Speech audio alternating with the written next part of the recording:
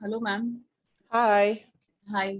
welcome back. Hi. Actually, yeah, thank you. Actually, yesterday you had Hold on one given second. You're two breaking up. 1 second. questions. You're breaking up. 1 second.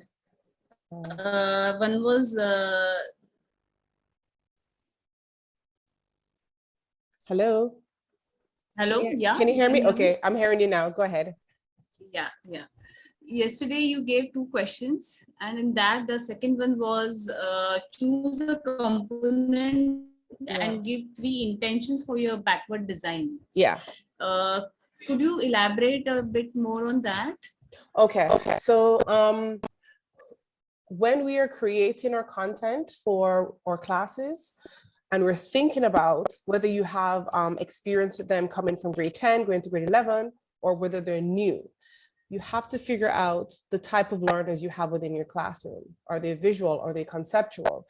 Are they more hands-on? Do you need more freedom or less freedom? So when you have that kind of solidified, then you'll have specific intention that, okay, my backward design should reach the children who either needs a visual to get to the end, or who needs someone to be constantly with them, or a student who needs to pull it apart for themselves to put it back. So those are the type of backwards planning that we have to kind of assess in our minds first before we actually start to put it on paper and actually execute it in the classroom. So I hope I answered your question. Yeah, Okay. but you said choose one component, Yes. and yeah, and give three intentions Okay. related to that component. So if you choose a process portfolio, which is one component, right? So the process portfolio is one component, then comparative studies one other component, and then the exhibition is another component. So if you choose one of those components, then Yes. Oh, Can so you hear me? No, you kind of broke up. Okay. So if Jennifer, sorry. So if you choose one of those components and then you start to do your backward designing, addressing the different type of learners in your classroom to get them to the end game. Okay. So is it the components that was kind of swaying the interpretation, or was it the idea of backward designing for the specific students?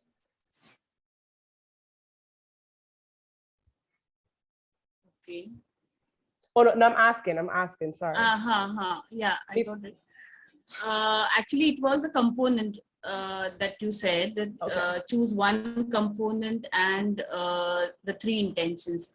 Yeah. Like, can you give an example with process portfolio? Okay, so for process portfolio, we know that they need to have exploration processes. They need to have review, reflect, refine processes. They also need to have communication intention. So you can, once you have that component in mind, then now your backward design will be addressing all of the assessed criteria from A to E, going through it. Okay. Makes sense? It's a little bit more clear? Yeah. Okay. Yeah. Thank you. Okay, perfect.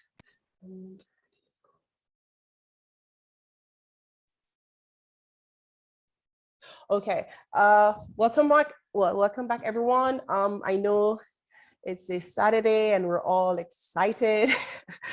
I'm extremely excited to do this part today. Can you please take just a little minute to look in the group chat? I have gone ahead and I've posted quite a few materials.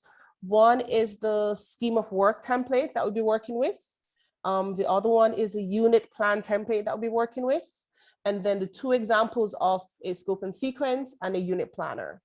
So I just want to have it there so we know where to get to it, not me stopping in the middle trying to upload that. Also, I will recommend that with the two templates that I did put in the chat, not to work on it immediately there. You either make a copy of it or you download it for yourself. So we're not working on each other's work at the same time?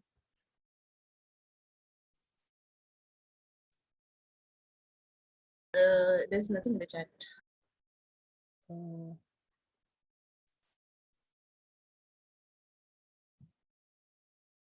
It's not there? Okay. No, actually, I also can't see anything. So Dominic, actually, those who've joined late will not be able to see the previous chats. You'll maybe need to repost it. Oh, okay. No problem. No.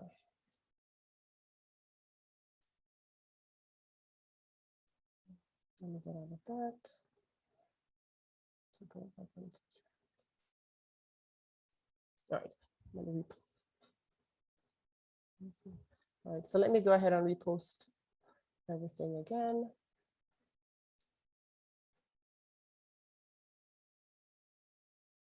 So.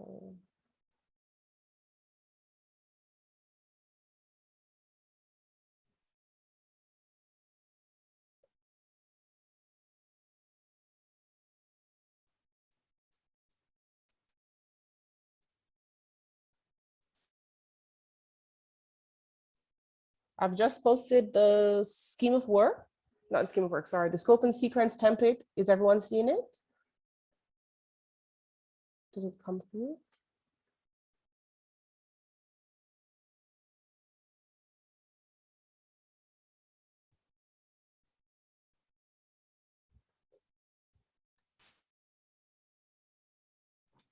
Hi, Dominique. I Hi. just ask you a question, Nilufer, here, that all these documents that we are working on, the Jamboard, the scopes and sequence document that you're sharing, you'll be sharing with us on Google Drive too? Will you be sharing them with us? Can you repeat? You're breaking up. Will you be sharing the documents with us? What all you're posting on the chat today, will you be sharing them with us? It will be yours to have. So once it's there, I recommend to download it or make a copy so that you're not losing all of your work. Okay. Okay.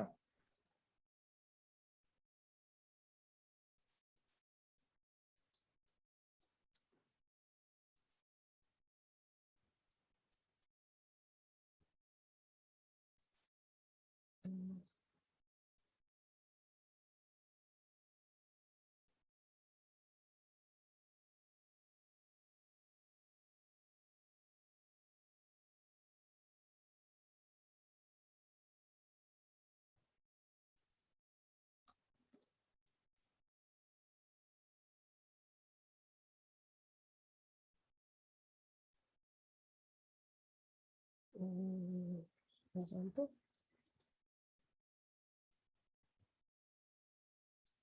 And then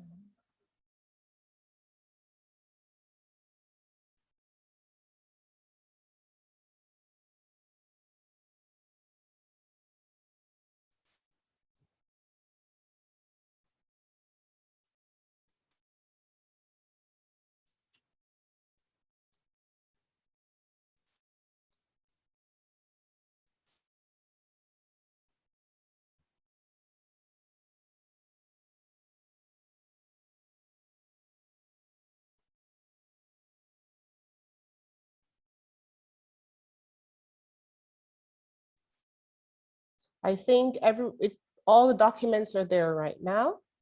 Are we all seeing them?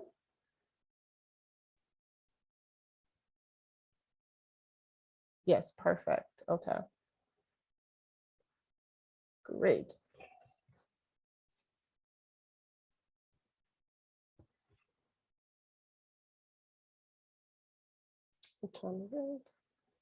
Let's go. All right. So as I had stated before, today is a lot of us doing collaboratively and kind of working through what is working, what is not, what could be best for your context. Or if you're new, how can you make the entire thing fall together? So again, the aim is not to plan this in isolation. I'm not sure within your department if you have a co-teacher, if it's one person teaching the DP class, or if a group review in the art department. It is always best, or I will recommend to plan with another person because perspective and insight is really good. It becomes very narrowed. If you're planning by yourself, you can't really get, another interpretation of how 5 or 6 other kids would interpret what you're trying to tell them. So I always recommend, if you're going to be planning your units or your scope and sequence or your scheme of work, any educational planning, especially for a practical subject, try to do it in a group, because it becomes very narrowed and we impose what we like more on the planning rather than what the kids really will be receiving on the other end. So things to keep in mind when we are going through developing the course. Can anyone remember what we spoke about, or classroom context or a school context? Yeah, yesterday, Domani, we talked about the backgrounds of the students. Yes. Rather than just what type of learners they are. What kind of background are they already indoctrinated into IB, or are they accustomed to a teacher-centered traditional art class? Yes. Anyone else want to? Thank you, Judith. Anybody else want to? Go ahead. Thank you. Even their skills. Yes. Get insight into the skills. And I think, if I'm not mistaken, you even said about your school setup. Like, yes. What facilities do you have in your art room, and what's the atmosphere and things like that? Exactly. That's good. To what extent you can, kind of push them or go them to explore it further and to know your limitations. Yes, that's very true. Anyone else want to add?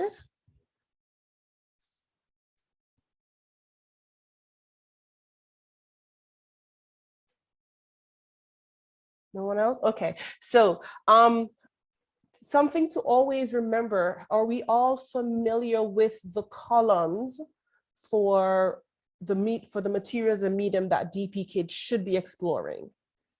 So we have the 2D columns, we have the painting, we have the digital, and then we have the mixed media.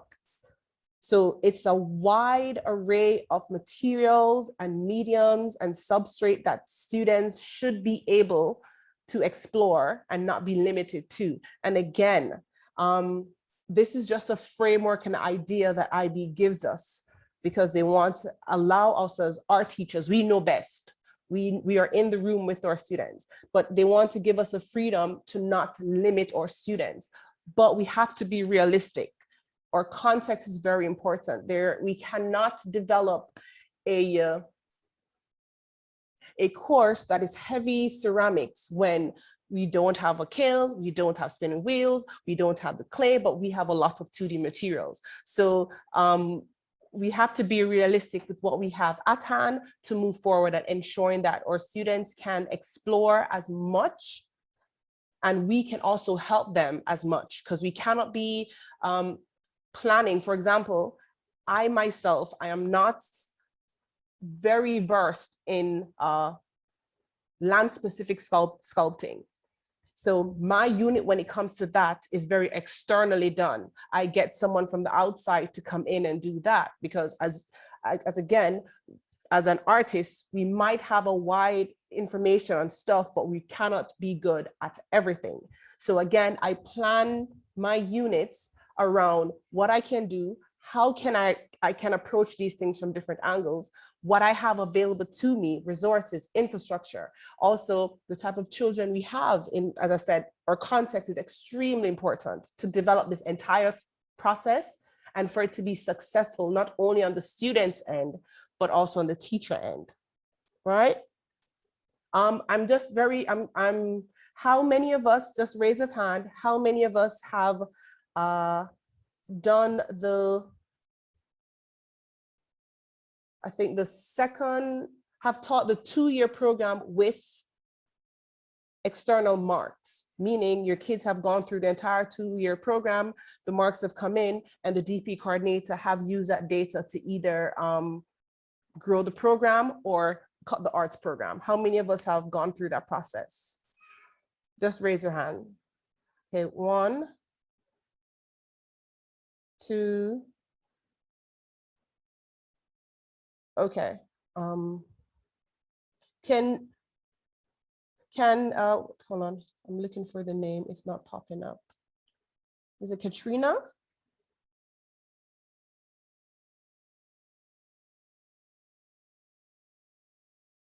Did I say it right? Sorry, I just want to make sure. Did I say it right or no? Are you asking me? Hold on. No, I just want to know, did I get your name right or I didn't get it right? Oh, Christy. Christy, I'm so sorry. Christy, can I get just a little insight on what was the process from your DP coordinator regarding feedback? Meaning the kids has gone through this, the 2-year exam. What were the marks? Was it I would say a success or room for improvement? Okay, so I guess it was more the IA, the internal assessment, the internal Okay. marks than the external marks Okay. that was really noticed upon, because my administrators, when they get those marks in, they saw I was generous in some areas on the Okay. marking, and I was under on some of the marking. Okay. And then some of my justification, it wasn't bad, because it ended up balancing out, the marks did. Okay. But it's almost like my administrators use the assessment to judge me. I don't know. Okay. The reason why I asked that question, not being evasive, but it is a practical question that the DP coordinators naturally ask, because IB asks those questions. Because then it says, okay, we have noticed this area, how are we going to fix it? And it always comes down to, let's look at the paperwork. Were the kids prepared enough? Or did the school train the teachers enough? Or is it a combination of both? And support is something that is always needed, or support is always something that is encouraged, especially when you're going through one of the third hardest course in the IB diploma program, which is a visual arts program. Again, and I always ask that question because then it really highlights the initiative of moving forward. The initiative of, okay, there might be a gap of me trying to understand how to move forward with the next group so that this is not reoccurring, or there might be something that I'm missing, or there might be the students that I'm missing, or it could genuinely be the classroom context and the school context that just was not creating that bridge that would ensure that there's success on the teacher end, on the students end, and then with the whole environment of the data. Make sense? Yes, definitely. But the PGs, the predicted grades, stress me out the most. And our school, we're never going to have that the amount where they take not the median, but they take a sampling of students, because we only have so few at a time. Okay. So I'm always going to have under that 10 number, or whatever that number is. Yes, yeah. But the predicted grades, I still haven't found myself comfortable with that yet. Do you do it by yourself? Yes. Okay. I would yes. suggest that you do it as a team. I'm the only IB art teacher at my school. And actually, I'm the only IB art teacher in my district. That is okay. It is okay. Moderation doesn't necessarily have to be with someone who's certified IB. It has to be with someone who can read the assessment criteria, if you get what I'm saying, right? So once you have that assessment criteria visible, the strands are there, and they give a second opinion or a third opinion, then it allows us to look, okay, maybe because I've been teaching these kids for 2 years, I am now marking with my I know what they wanted to say, I know what they wanted to do, but it's not visible in front of you at that time. So when you get the second or the third opinion going along the criteria strands, it takes emotions out of it. It sounds very harsh, but for when we were with kids for 2 years, we get very emotionally connected to them. and we start to mark with our emotions. So if you get it externally done, moderated, and then you look at what you gave, then you start to ask the questions, okay, if I'm a little bit too generous there, let's see why the two were closer to where I am. And then it'll become easier. So that's why I say this process cannot be done in isolation. Yeah, it's best if you do it as a group. Maybe if you're forming alliances now with people who are in the IB world, so you can do it virtually. You can have a little time, set it together, and have the assessment process, the moderating process be smoother. And then I know you're confident, but you become more confident as you go along. Make sense? Okay. Yes, definitely. Can I come in here? And I just like to share something that I did in Nilofer here, is that, sometimes you can bring in a co-faculty, not necessarily has to be art-based, and you'll be surprised that how, different faculties Which is very true. done by your students. Yeah. Rather, they give you tremendous insight into it. And you will be amazed, Christy, that they know things like how the drawing is, how the rendering is. They'll be able to give you feedback about that. Yeah. Any faculty, it can be a librarian, it can be a history teacher, it can be anyone. It can be anyone, yeah. Yeah. Another thing I do is sometimes, quite a few times, I like to, not my formal assessments, but my informal assessments, I like to do it along with my students. That also does give, like each child responds differently to another one's work. Another one, yeah. Feedback also, like peer assessment. Yeah, which is very good.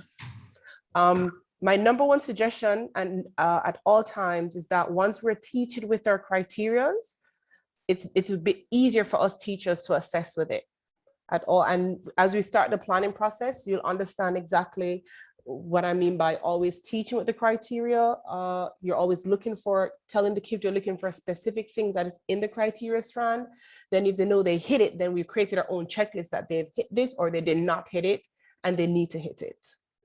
So that is what we're going to go through today. It should be fun. Okay, so as I said, in the chat, I've gone ahead and I've posted the template for the scheme of work. I know it'll be a group assignment. We're going to be put in 2 breakout rooms randomly. And then I'd want us to choose a scribe who'll be typing and someone who'll be presenting. It's on the scope and sequence, it's only for 3 months. So, hypothetically, I'm not sure how many times you see your students. I see my students 3 times for the week, 2 90-minute block and 1 45-minute block. And so I know that I plan heavy theoretical stuff on the 90-minute block, and then practical on another 90-minute block, and then refining the process portfolio on the 45-minute. So that is how I plan for the kids that I have for this year. I'm not sure it's going to happen for the grade 11s that are coming in, but I want us to we're going to be put in our groups, and then one person will ensure that they download the template and we'll start working on it together in groups. Do we understand? Any questions? No questions? Okay. So the time for this is 15 minutes, and I know there'll be 2 groups and 10 minutes each to present. I'm going to go ahead and ask for the breakout rooms to be activated.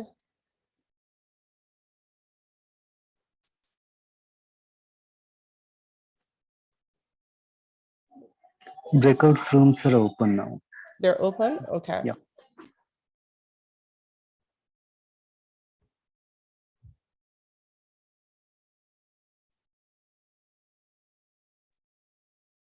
Sorry, are we choosing the breakout room by ourselves? No, they're just, there's 2 breakout rooms. Randomly just go into anyone. Oh, Yeah. okay. So Dominic, any one breakout room we have to go? Yes, because we're going to do the same thing in each group. It's just I don't want them to be in 2 separate groups. I don't see an invite to a room.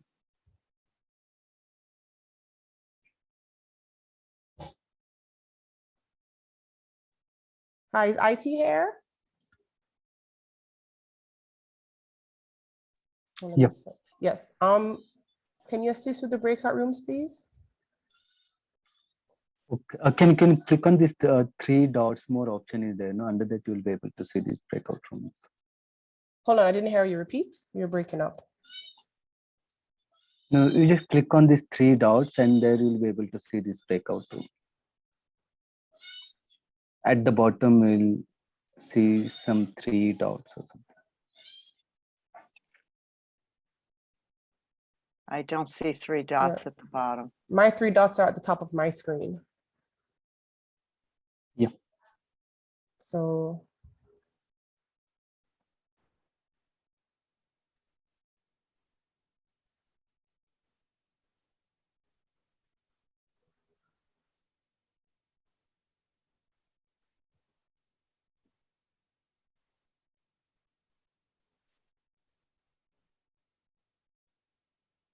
Okay. Okay, I'm gonna.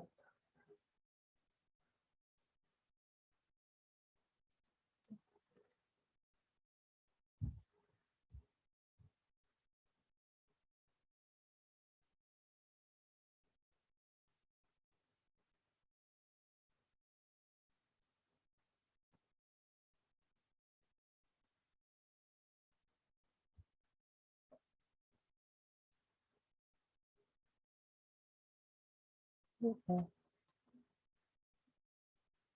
Did anyone get to go into breakout rooms, or some people are still? No, there's 1, 2, 3. And we're all here.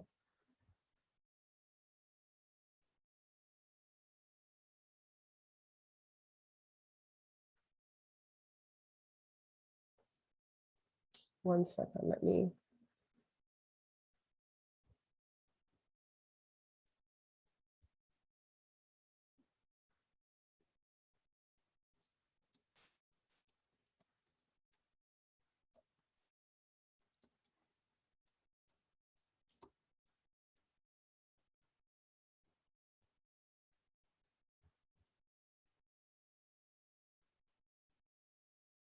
I know as a co-host, I cannot put anyone in the breakout rooms. I believe the participants are already sent to the breakout rooms. Could No. somebody please confirm? No, they're all still here. Otherwise, can you please assign us manually? Yeah, give me a sec. Because we are not able to see the breakout option only. Me neither.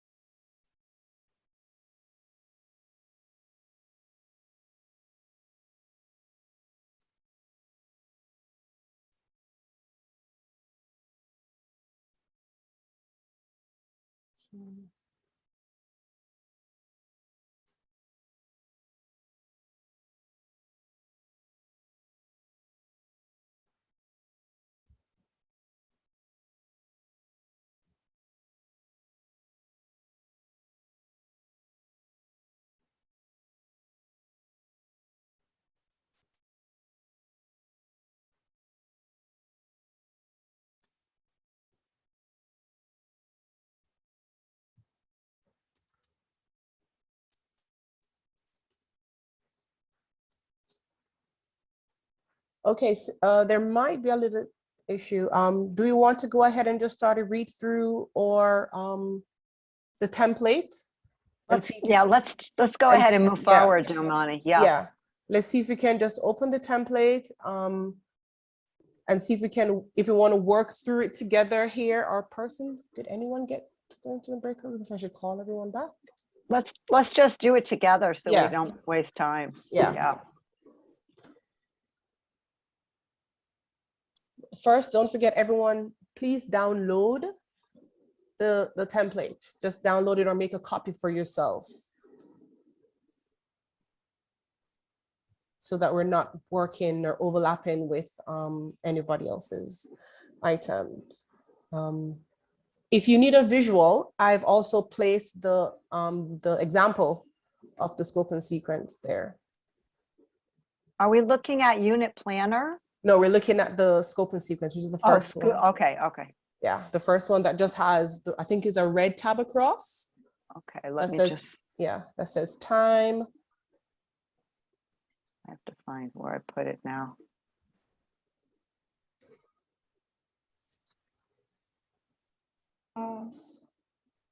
This scope and sequence, right? Yeah, Okay. once, come on, don't freeze, don't not freeze. So Domani, it says Yes. creating the connections. Okay, so that is the unit plan example. Okay, The scope and sequence, it's a blank grid that has a red tab that has the titles as time, content, TOK link, things like that.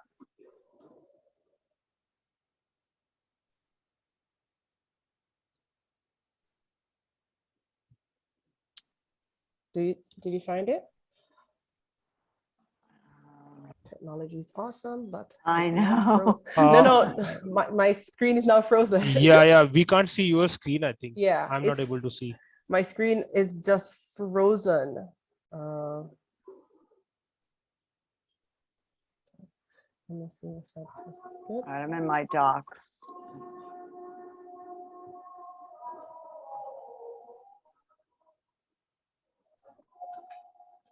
Okay, it's back. I have unit planner and creating the connections, and I Okay. can't find. All right, if you just pop into the messages again, I posted it probably a couple minutes ago. Okay. It should be there. So I posted at 3:05, so it should be there. The first one. Mhm. How do I go backward in the chat? Can you scroll up? Okay, let me. It's not scrolling. Hold on, let me see if I can copy it again. I just sorry. posted it again. That's fine. I just posted it again.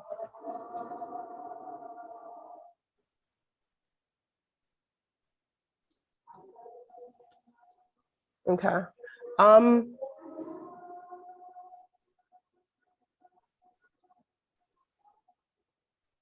Are we all on it? Just a thumbs up if you're all on this file. So I can't go backwards in the chat. I'm just seeing where the IT person chat was in the chat. Okay, I just posted it in the chat again. You didn't receive it? No. We are not. No, Oh, I sent it to somebody else. Sorry. Oh my gosh. There we go. I see. Oh, you got it. Okay. Yeah. Okay. Thanks. Okay, so let me open it in my Google Docs so that I'm not, okay.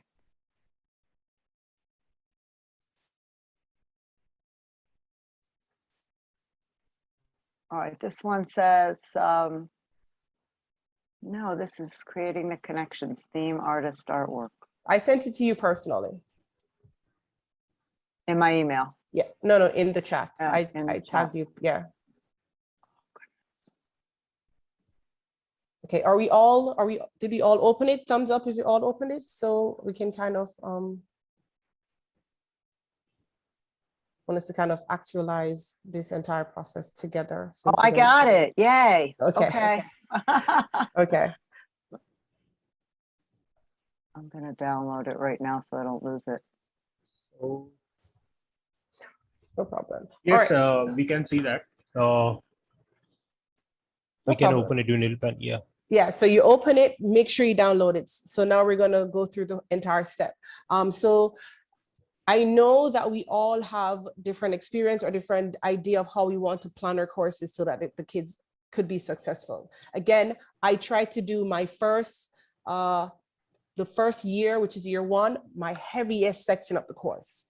Again, as I explained, if I have kids who are in the full DP program, they have a lot to complete in the second year. So I try to get a jump at it from the get-go. My plan always is for September, like the first week in September to like the third week, I'm giving lots of introductory stuff all the criterias. I've given them all the criterias. How does it look? The assessment criteria for comparative studies, assessment criteria for the process portfolio, and for the exhibition. So they're familiarize themselves with it. So I will normally plan that within my scope and sequence. And then as you on the template, you've also seen that it has a TOK link.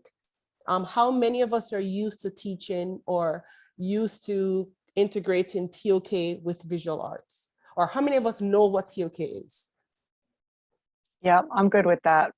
Okay, so I see 2 hands.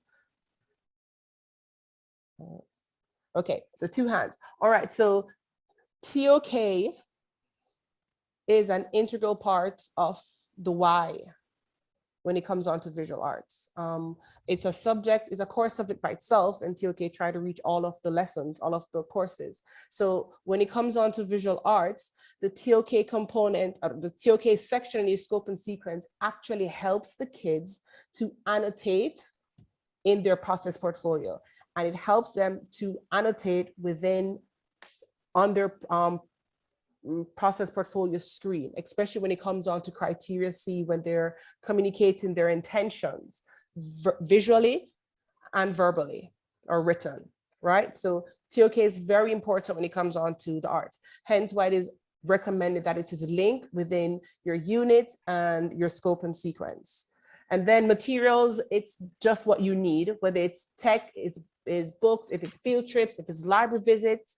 So I just want you to figure out on your chart, what would you do for the get-go, your first month in your class? And I'll give you the first, which is like September to October. First month, first year? Yeah, first month, first year. Plan for a bridge course. Hi, repeat. Yeah, I'll plan for a bridge course. How explain about all the components and Okay, so basics of art, like elements of art. What is a design of art? What is visual art? Okay, what is visual communication? Everything. So okay, so in essence, that wouldn't be the components as IB categorize it. That will be more in depth of, I would say, art theory or theoretical practices in art. Yeah. So you'd have to be specific, because then I'm gonna ask you a question. Would you make your first year heavy or would you make it light? Well, you have to start, you got to break them in a little bit, right? Okay. So see, every context is different. I like to jump head in. The kids get acquainted very quickly. But other departments or other schools, they would like to do it slowly to get, because again, we know the kids that we have. You guys know your classroom, you know who you're working with, you know the strengths and the weaknesses. So that is why I want you to put what you think you will do for your first month, first year. it depends on the student also. Yes, highly 100%.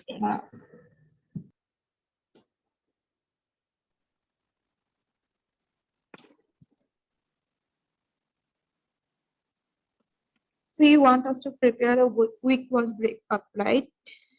Weekly breakup, like that's what I understood from your template. It's from the example that you have shared. So for when you said weekly, or can you ask the question again? You're in and out. So I'm asking, do you want us to prepare it week-based? Because I can see 4 separate, divisions. The unit plan, or you shared with us. Yeah. Yes. So SAS, you shared with us. Yes. So yeah. So I think I can. What I got it like, you want us to prepare a plan, weekly-based plan. First week, what I'm going to. Not necessarily weekly, but for the month, because again, you might see the kids 3, 2, 4 times for a week. So you want to know what you want to get completed within that month. Okay, thank you.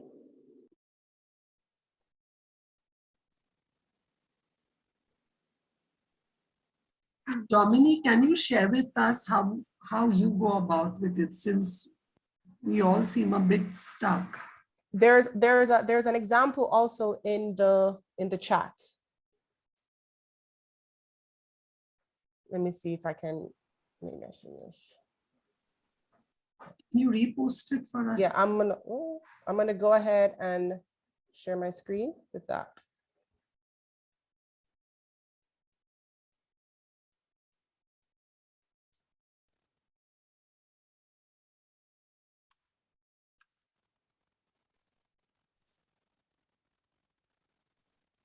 Come on, computer.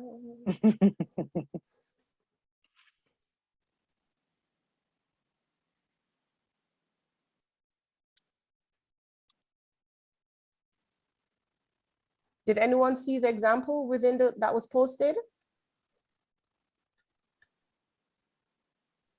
Yeah. Okay, okay. Technology is stressing.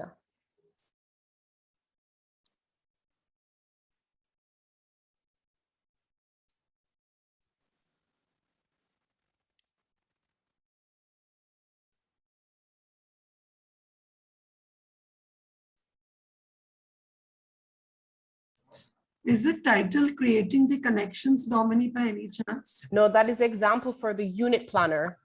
Okay, then can you repost it for us? Can you share the link again? Because I'm not able to. Okay, I'm trying to, if I press escape. Okay, that works. That works, okay. Is it the one that starts with creating the connections? No, not that one. 1 second. Is this one example? I'm gonna post it for everyone again. For everyone. GB unit. Just posted it. Okay. I'm gonna go ahead and think I'm gonna see if I can share my screen with the example.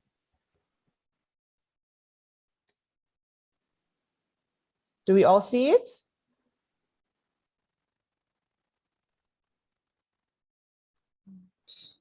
Yes, sir. Okay, perfect. So I'm now.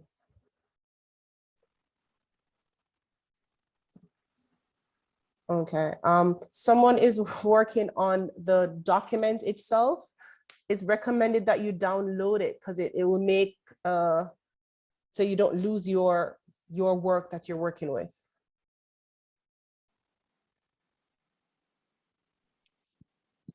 Okay.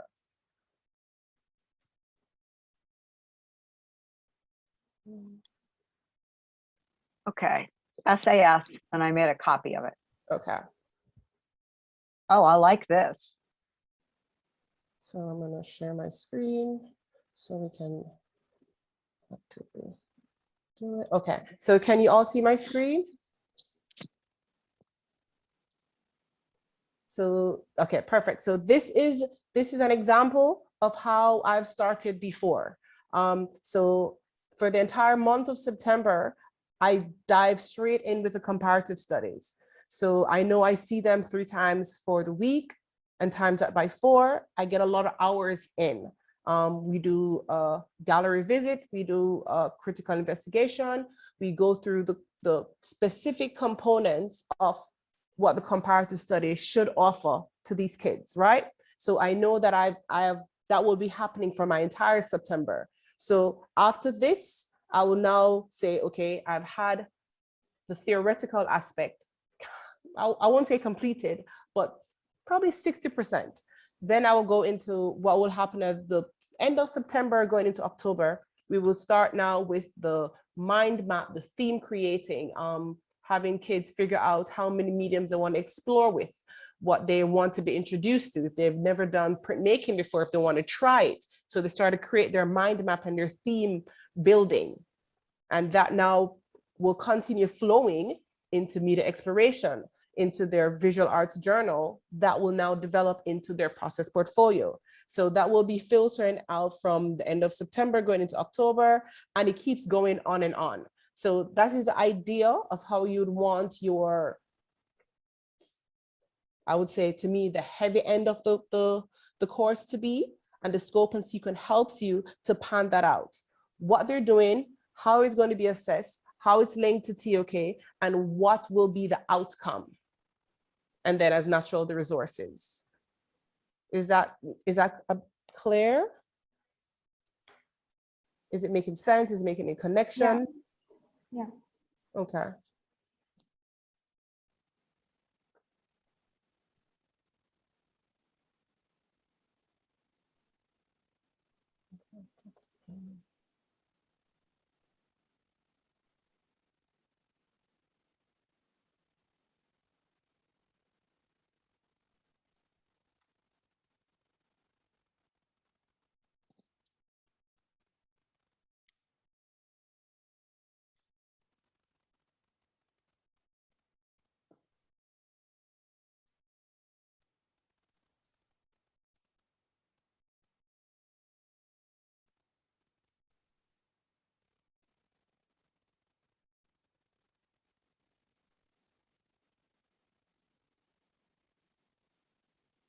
I don't know if I can, should I side by side?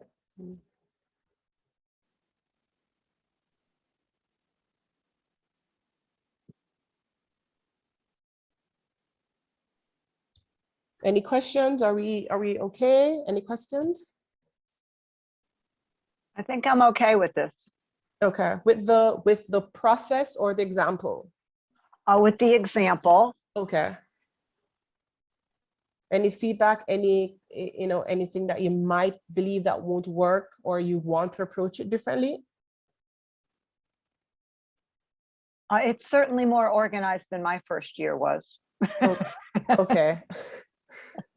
That's really all I can say right now. Okay. We did manage to complete the comparative study in the first year, but I'm not sure how great they are. But it was a good, you got it completed. That's yeah. Well, we might be able to go back and tweak it. Yeah. Yeah. It's better you can work on something than having nothing. Right. Yeah. Right. Just quick question regarding each different schools. Do you normally have full DP kids in the visual arts program, or is more certificate or? I have five DP kids in their SL rather than HL. Okay. And it's part of their part of the program. Okay, so the full DP program. They elected to be there. They could have taken an additional science, but they took art. They did art. Okay. Yeah. Again, those things we need to look at that. I've lost probably 2 or 3 kids to second year when I planned it not balanced, and extended essay took precedence and IA took precedence, and it became overwhelming. And so this is why I said to start in slowly, because some kids do become overwhelmed with IB. Which is very true. And they're like, why did I get myself involved in this art? I thought it would just be sitting there having fun making art. And then they find out that it's very academic and it's a lot of research, and it's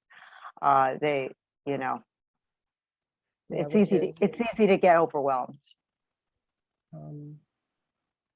It is 100%. It is. And it has a lot to do with us teachers and the planning in the back end to kind of, again, it's sad. I'm not sure if it's sad to say, but we need to ensure that we are organized and our organization will spill on the children, and they realize that, okay, if my teacher has an explicit plan for me, X, Y, and Z, that means I should keep my end of the bargain of hitting the XYZ, in comparison to if we're like, okay, we're gonna do this week and we're gonna do that next week, and it gets a little bit chaotic, and then the students in return like, okay, I have so many other things going on, and they do take precedence. Yeah, they always feel that their academics are more important than their art. I don't know why that hierarchy exists, but it does.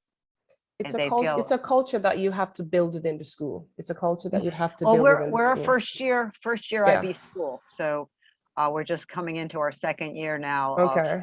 So this is our first cohort. Okay. And of course they're talking to the other students that aren't in the IB program, and it's way easier. Yeah. So whether they're saying things that are positive or saying things that are negative, you know, we try to control that. We try to make sure that they're having a positive experience so we can build the program. Yeah, which is very true.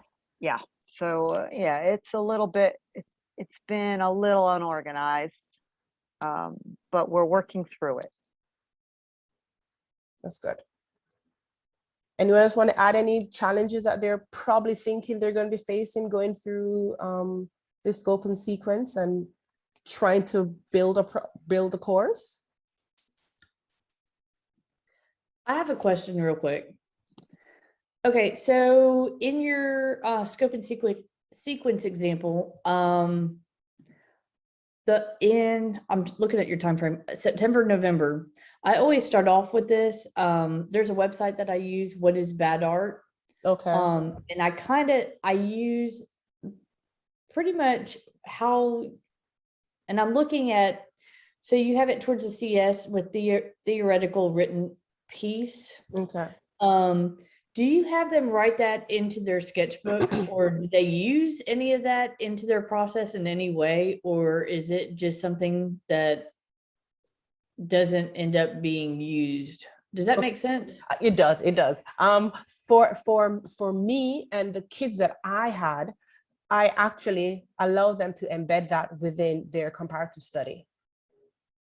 Couple years before, it was solely for their process portfolio. Again, the kids got stronger as I went along, so I could more compartmentalize the in-depth theoretical practices and not trying to force it into, okay, we can put it over there because it will make that more productive for you, if you get what I'm saying. How do you use that into the comparative study though? I'm not really following. Oh, so I use that aspect as so they're looking in their comparative study how to answer a question using their formal elements, their cultural context, their the cultural influence.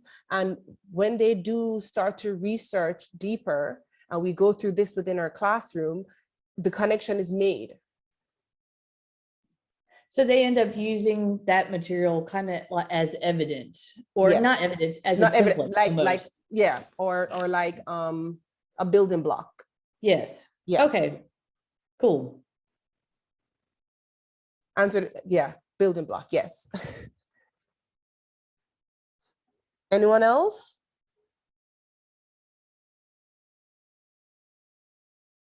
Are we progressing in your planning? Or one question. Oh, go ahead. Yeah.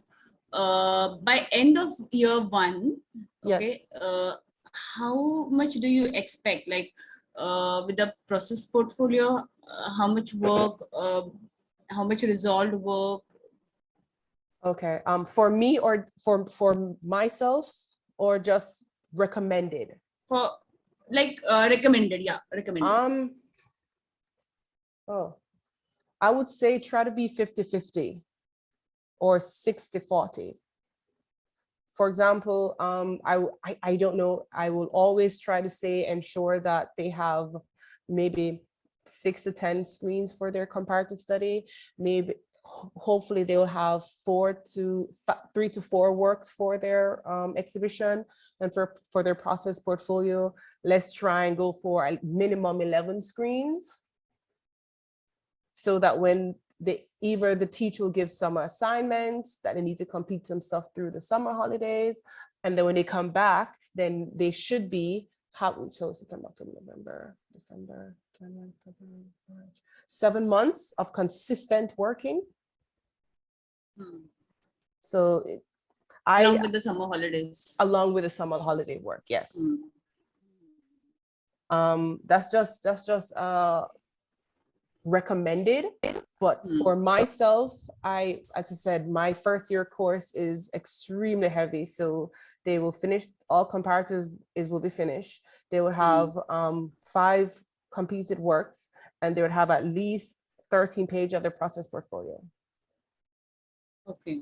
So so mentally, I know when they do come back from the summer, they'll be tweaking here and there, adding a few more, taking stuff from their journals and put it in, put in their research, not a research, put in their gallery visit pages, and either fixing couple works or adding the rest of the remaining works. So it's not like, oh, everything from the scratch and all this pressure and all this pressure. So that is how I plan it. My first year is the killer year. The second year is the coasting year. Excellent. Yeah. Because I don't think there's a lot of time, but when you come back, we don't. You come back in September and you have to start thinking about putting that exhibit together. Yeah. And then you really don't have a lot of time. And then I have a lot of like documentation to do, because I now need to make sure my predicted grades are accurate and they're in. And then I do a moderation process where I digitally send it out to 3 or 4 other staff members, and I have to give that in. Then I need to now make sure that I'm on the right. Then I put it into the IBIS with my so I do have a lot of work also on my back end, that if they don't reach it, then I won't reach it. So instead of me stressing them on the second year to make sure I get my job done, they get a lot of their work done. And then 90% of my students are full DP program students. So they have extended essay, they have TOK essay, they have IAs, they have all these things. So they don't have to really worry or stress about the arts or forget about the arts.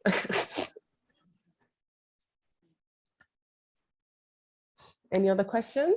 Are we okay? Are we? I want to ask you one question. Yes. Like suppose process portfolio and competitive studies. What kind of common challenges do you have when your students are coming to DP1 for visual arts? So what kind of common challenges you find? I think all of us can say that, or the universal common challenge is having our kids being deep thinkers when it comes on to art. And deep thinkers meaning analyzing critically and not just, I like that color. So that is always the #1 challenge. I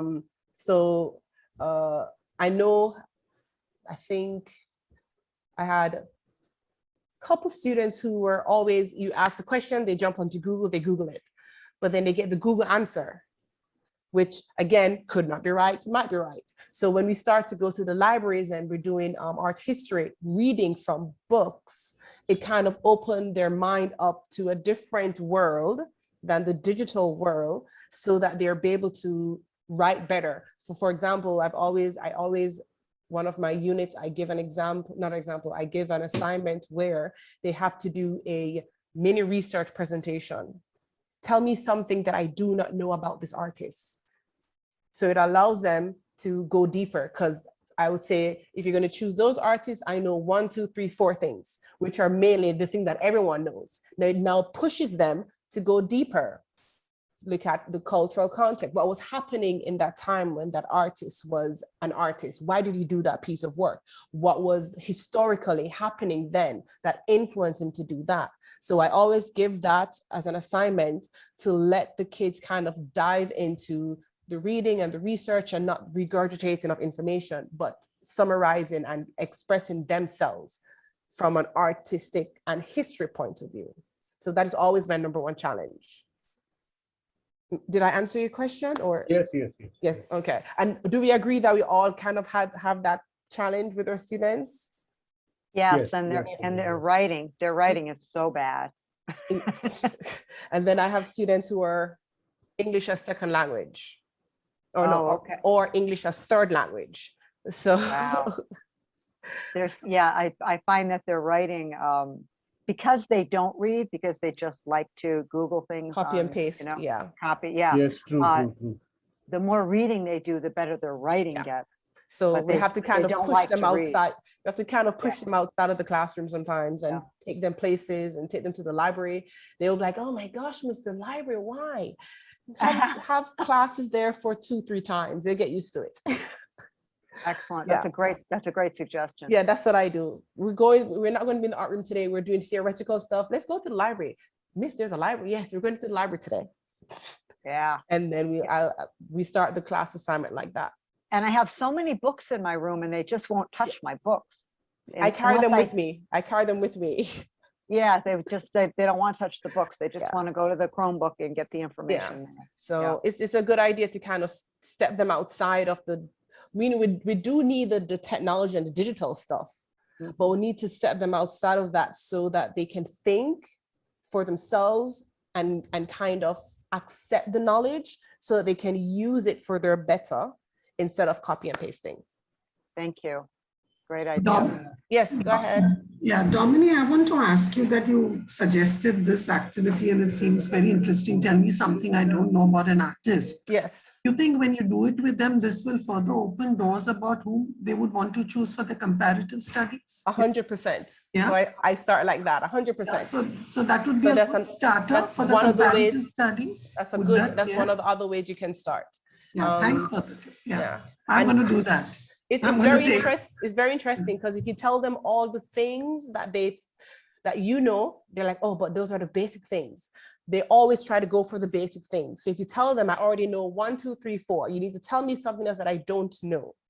And we're pretty smart. So we ensure that we tell them things that they will have to be like, I have to keep digging and keep digging and keep digging and keep digging until they come to the haha moment. They're like, oh, okay.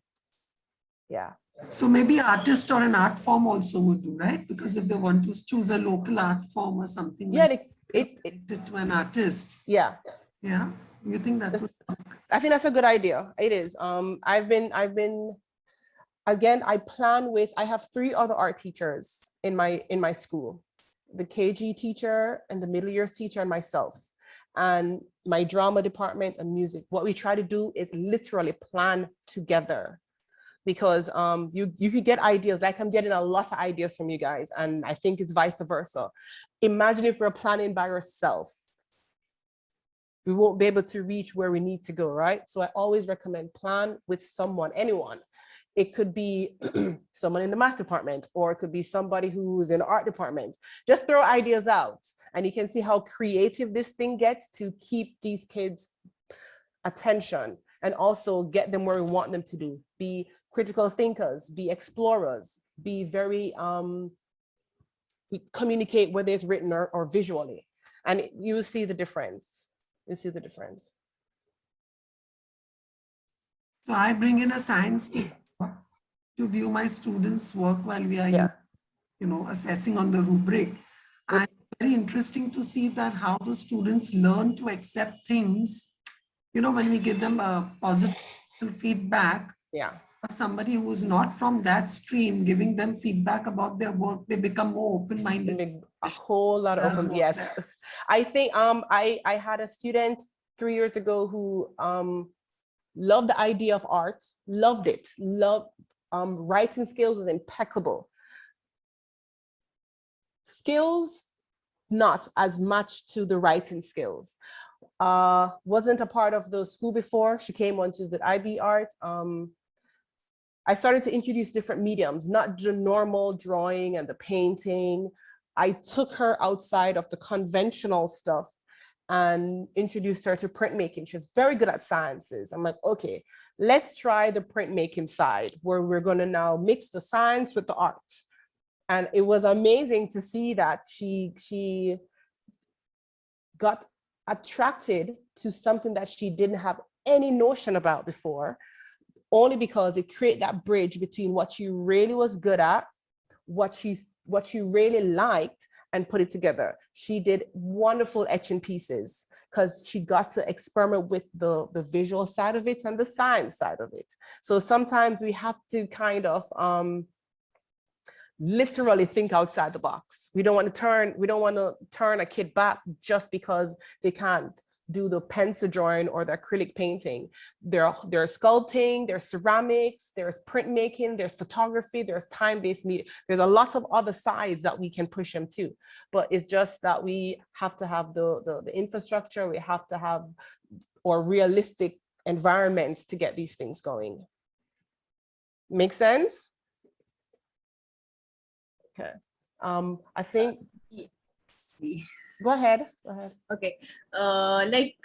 We were talking about writing skills for students. Yes. Okay. So when the students now, all schools are not IB continuum schools. Okay. Some have a combination of Cambridge and a DP program. Yes. So when they are coming from grade 8, okay, so how do we train them so that they are better in the writing and the critical thinking part, which helps them in a DP level? Okay, well, that's a very important but a very heavy question. When it comes on to grade 11 and 12 or the DP program, the 2 years program, for us, we'd have to do a lot of crash coursing because their pre-knowledge is not as strong as how we want it to be for the now.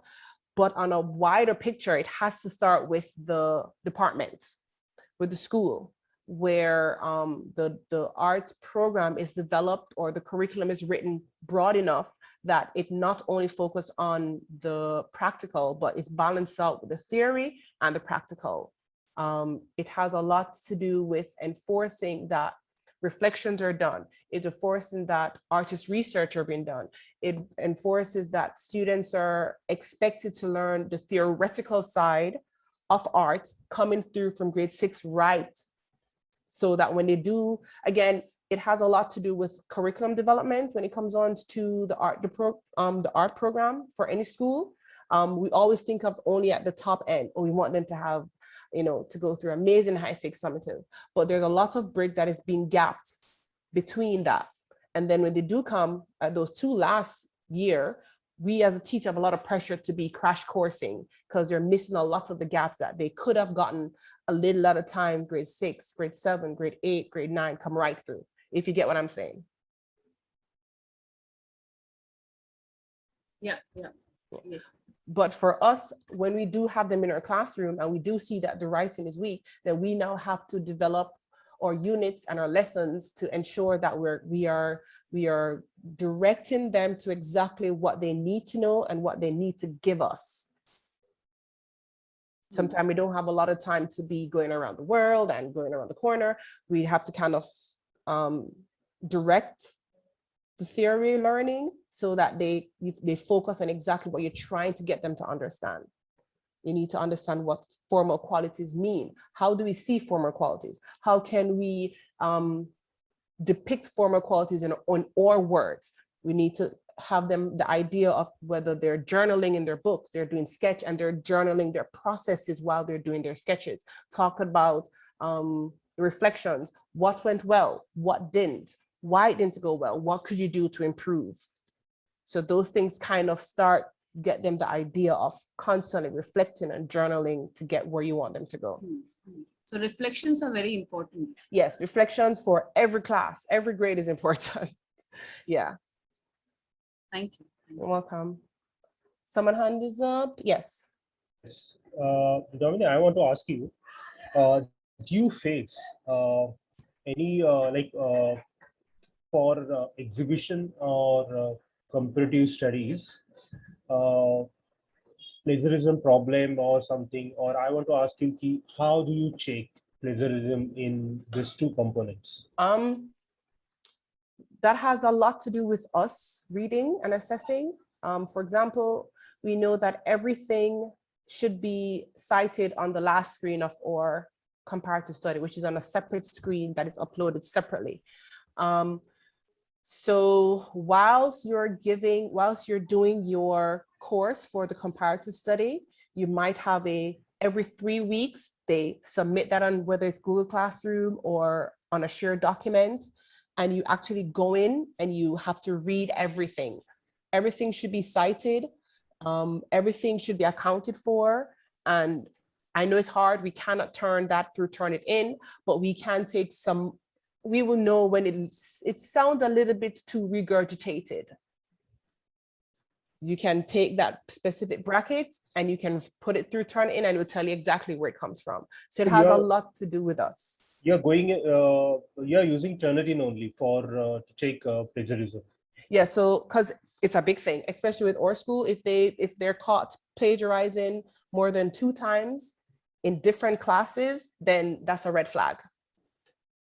So there's a lot of pressure at my school for constant data point checks, and those data point checks is what will catch if the kids are copying from each other, copying from the internet, and even if they do a random sourcing at the end, if the entire thing is copied and pasted from the one source, then that's a huge red flag. So at our school, we have a 4 and 6 week cycle. You either can do a data point check at 4 weeks or at 6 weeks, not before, not after. Because then what happens, it gives us a week of feedback and a week of SLT to catch all the problems. Suppose students are taken straight away some chunk from a particular website or okay, any resources. They need to reword it. They need to reword it, summarize, ensure that what they're saying either it's in text cited, but not the entire paragraph. They have to be able to critically get their point across without copy and pasting from the entire internet. Suppose they are taken, but they mentioned it, they cited it, then also it's a problem? It's a yes and no. If someone is going to write, if they're going to cite an entire paragraph, then it would be on the teacher to say, no, this is not creditable writing. It's more of, yes, I cited it, so it's okay, if you get what I'm saying. Yeah. Because then when it does come through the marking portal and the examiner brings that up, they will flag it.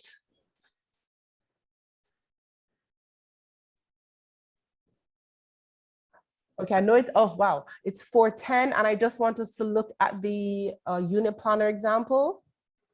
Oh, before I switch from this, does anyone have any objection to just the idea of the scope and sequence? Is it workable? Is it not workable? Can I get some form of feedback?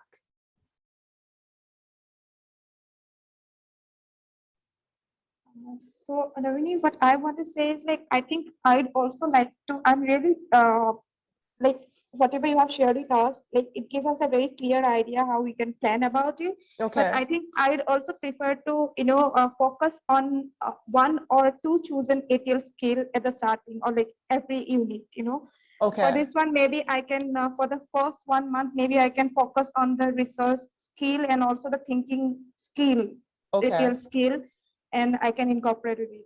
Which is fine. You can create your additional tab for that, and you can drop that in. So that is also fine. That's it. So I'd like to include ATL skill along with That's good. That is good. Anyone else?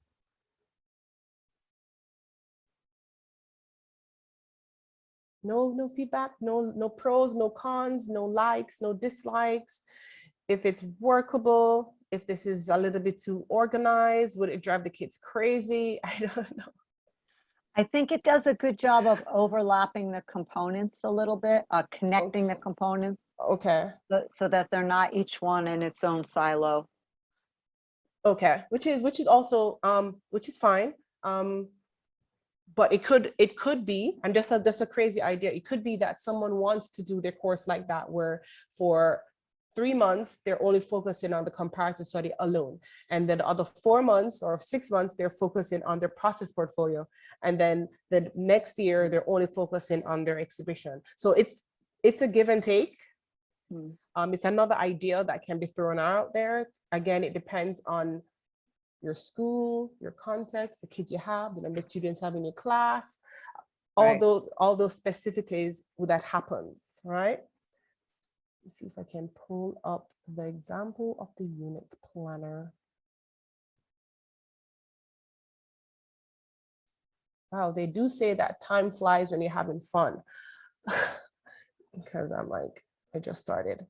Open with Google Docs.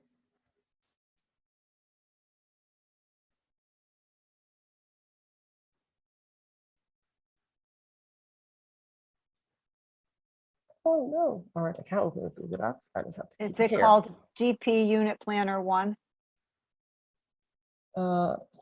It's creating the connections. Oh, okay. Planner, that one. I have to keep it in this view, because if I do change this view, my deduction goes back and you can see everything. So I'm going to keep it in the view that it is in. I'm sorry about that. I was told, I can't really. My school is very, very secretive when it comes on to content. Okay, can we see? Is it up? Okay. Yes. So again, this is what I would normally do. This is an 8-week unit. The ATL skills is also there. Yay for me. This is how I will plan out everything from the, also what is the beauty about Manage Back is that the parents see what is happening, the kids see what's happening. So it is even accountability. No one says, I didn't know that we're going to be focusing on this in week 1 to 3 or week 3 to 4. So now I take what is on my scope and sequence as just a tracker, and now I expand on it within my unit plan.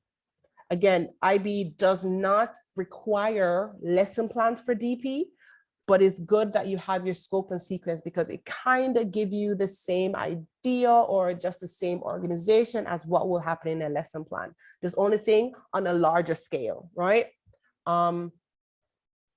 So again, when I do say that I teach a lot with my assessment criteria, because when I teach with it, it is easier for the kids to understand the weighting when I assess with it. So for this unit, we're focusing on all 3 of these criteria, but it is spanned out over 8-week process. And it goes out to what the students are going to start with for that.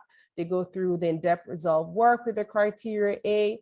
I also specify that they're not subject to just one medium, but they have a wide array of mediums to choose from. And then in the last week of that, this is where I give explicit instructions of what is needed per screen, per criteria. So they must complete for the present 7 to 9 screens. Criteria A should have 4 screens. Criteria B should have 1 screen. Criteria C, 2 screens, and criteria D, 2 screens. We know that criteria E is the entire thing put together because there's a presentation, a use of language, and all those stuff.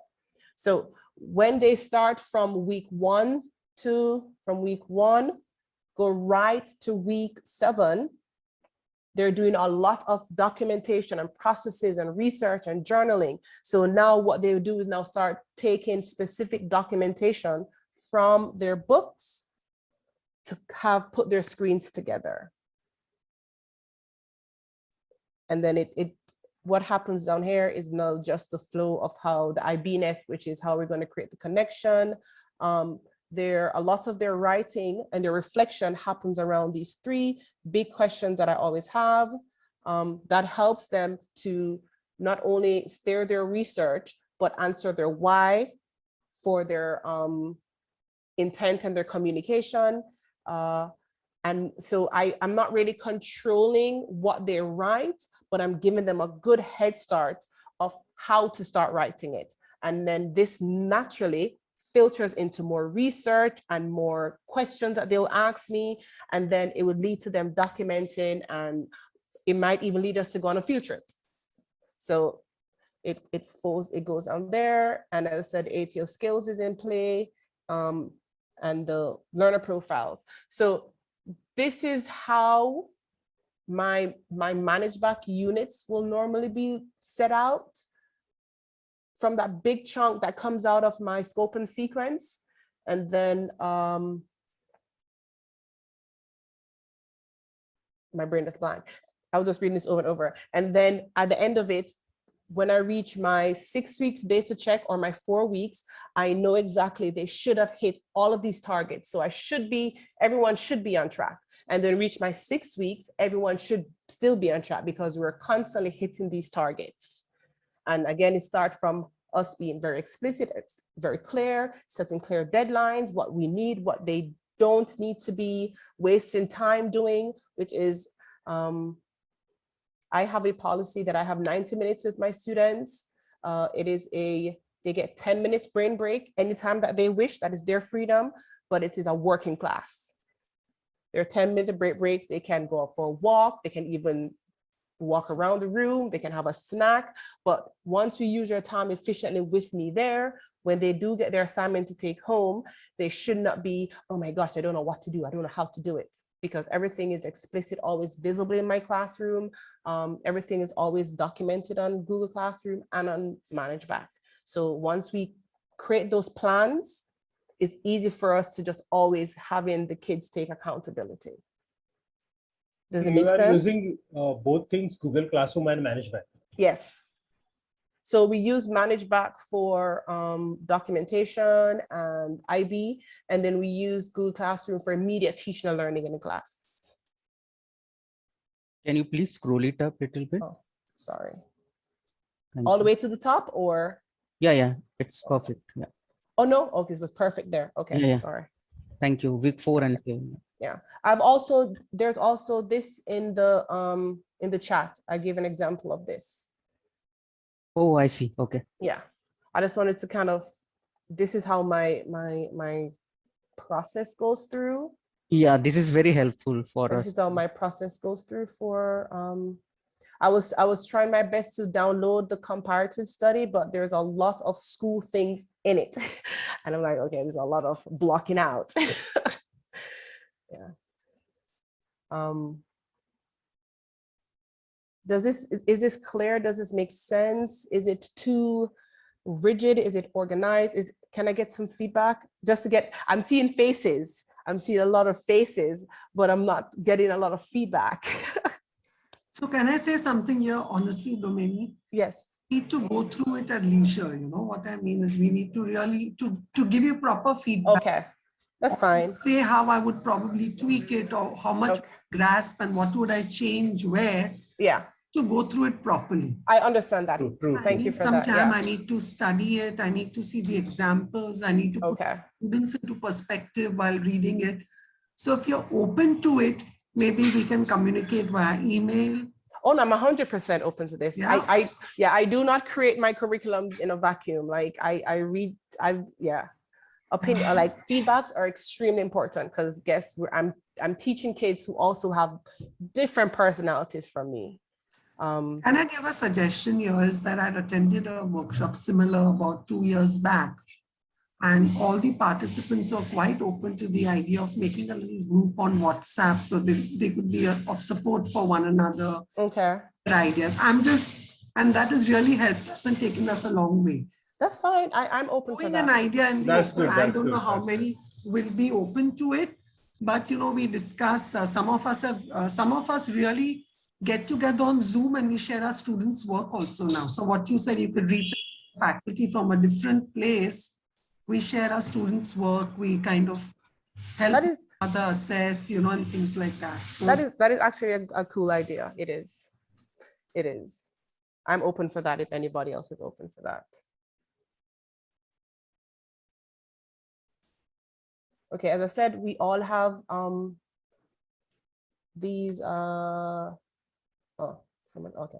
Yeah, we all have the information, all the materials. I would say if you're going to be going into September with a new group, or you need to add for year 2, I know we're on all summer break now, but let's take probably a week, I would say, and just start to get your chain of thought together so that you can hit the ground running in September. I'm a huge planner person. Maybe too much of a planner, but I'm a huge planner person.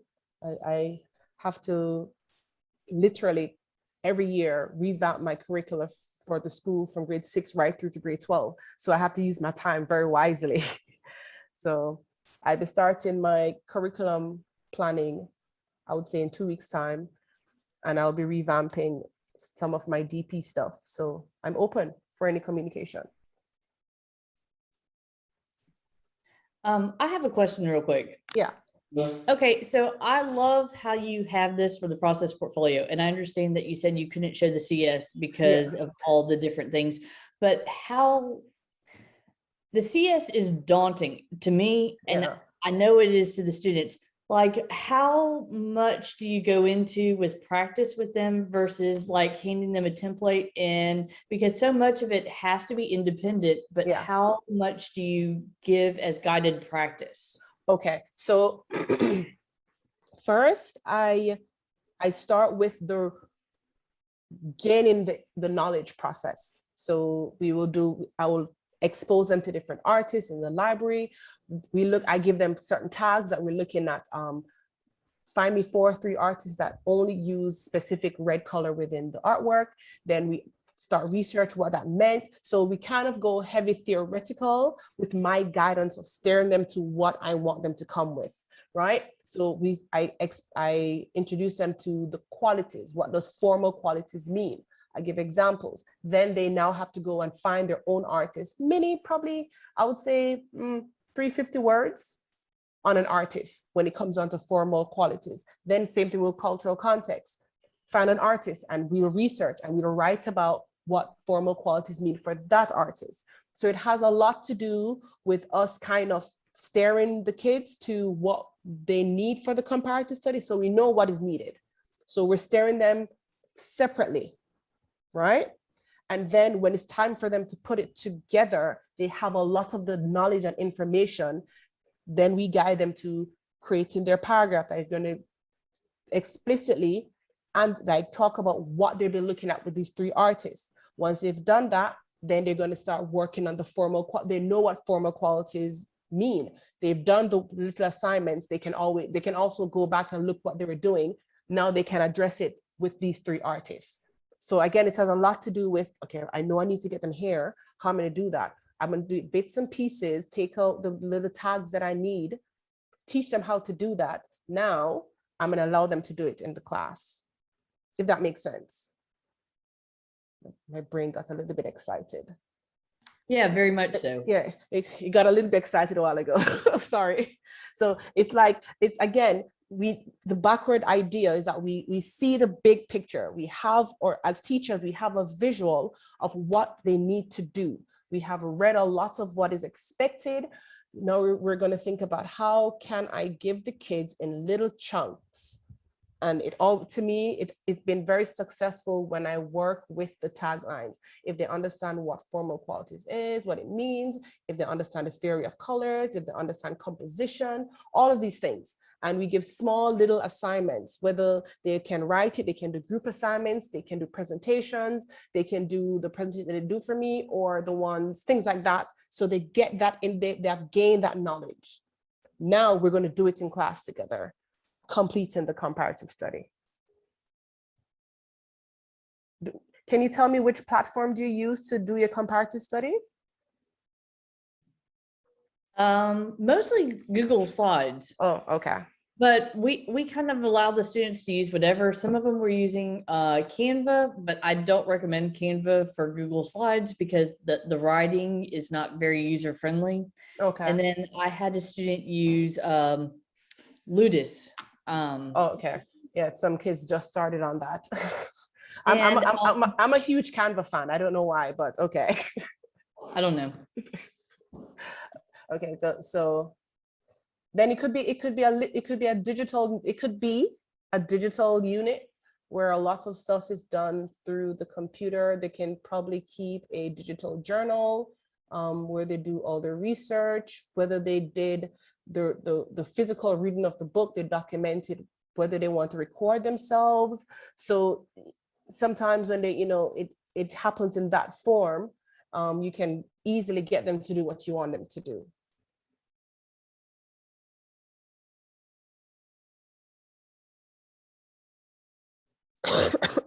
Sorry. Oh, okay, so the numbers are coming in. All right. No problem.